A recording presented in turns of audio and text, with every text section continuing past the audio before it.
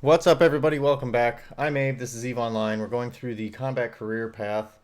We are starting on part 3, which is tracking tactics. We talked a little bit about this in previous videos for these other missions here, and I've got some videos where I do kind of a deeper dive into this. So if these missions get you curious, or you'd really like to get into the nuts and bolts of the math and how this game calculates everything, by all means, check out those videos. There's even spreadsheets involved. You don't have to view spreadsheets. You don't have to understand the deeper complexities to play and enjoy this game by any stretch. But yeah, that detail is there for you if you are interested in it. So I'm just going to activate this. Let's see. Larger vessels are not always more effective in ship-to-ship combat. The smaller a ship is, the more difficult it will be for turrets to track it. Warp to the site using the Warp 2 button. Got it. Okay. And lock the hostile and destroy it. Observe how often your shots miss. Alright, so we've talked about this in the last few videos, actually. And, well, I guess I'll just get back into it a little bit more. So, your gun has a turret tracking rating, which is right at the bottom of this tooltip when you hover over it. You see how it says 715? I don't know what the units are of that. It may be radians per second. It may be, I don't know. But that's how quickly your turret can turn from point A to point B, right? Which is important if something is circling you or flying left to right in front of you and your gun is trying to keep a bead on it. The same thing then applies to your enemy trying to target you. If you are moving quickly enough, laterally or left to right, in as far as your relationship to them, you will be that much harder to for their guns to track and to hit. So if they have large guns, even though you were in a small ship and could die in, say, 2 hits from those large guns, if you can get close to them or get close enough to them that you can move sort of left to right at a quick speed, faster than their guns can actually keep up with you, then, you know, this is, yeah, I got to target the cruiser. All right, so I've also got it set to orbit, but as I orbit this thing, its guns, or its missile launchers, unfortunately they've got it using missile launchers, and missiles are kind of immune to this, but most other guns, energy weapons, like lasers, projectile weapons, hybrid weapons, will be affected by this largely. So, let's see. Careful, Captain. I'm detecting hostile forces on the grid. Lock and destroy the new hostile to complete this mission. Observe that your turrets miss more often against a smaller enemy. Alright, so we will try to target them and orbit them. And since they are small, they're still within range, but I'm missing them. I mean, now let's see. So it's not all driven by distance, which you might have been lured or lulled into the thought of feeling.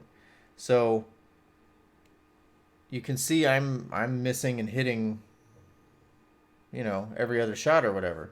So this is an example, and you can see if you set up your overview, and I guess I should make a video on how to do this, since this is its own, this little section right here is very informative informationally if you sort of set it up to be that way.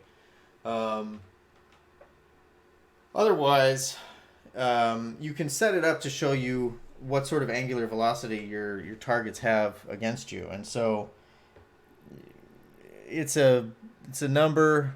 You can pay attention to it. And like I said, if you want to get into spreadsheets, you can get a deeper understanding of what that number needs to be, either greater than or less than, and what that means to whether you're going to hit it or not hit it. And that's a way to sort of micromanage and to more deeply understand why you are more or less effective in combat against certain ships. So for now, don't be intimidated by that.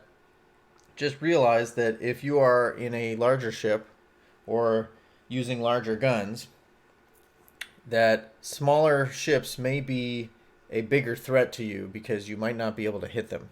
So I've been fighting against this frigate for a while now, and there's very little that I can do unless I fly straight at them, maybe. Now they won't actually like fly in a straight line because they're trying to orbit me in the same way that I'm trying to orbit them.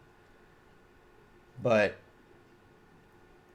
I can reduce their angular velocity by either flying directly at them, or let me turn off my gun here. Go ahead, stop shooting. If I double click out in space, my ship will start flying away. So this blue line, I just turned on tactical camera. This blue line is where my ship is headed. The smaller blue line is where I'm actually facing as I like turn towards my target. And since this ship is now behind me, I'll turn off my afterburner so it can actually like catch up to me. Now its range is all right. Let's slow ourselves down. I'll click here to slow myself down even further. It should try to catch up to me. It's flying at about 200 meters per second. So if I stop, let me just stop myself. Let it gain on me a bit. 9,000. Trying to prove a point here. So this is called kiting.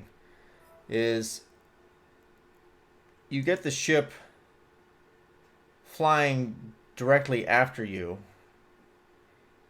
and instead of then having, see how much smaller their angular velocity was? It used to be 0.3. Now it's 0.004.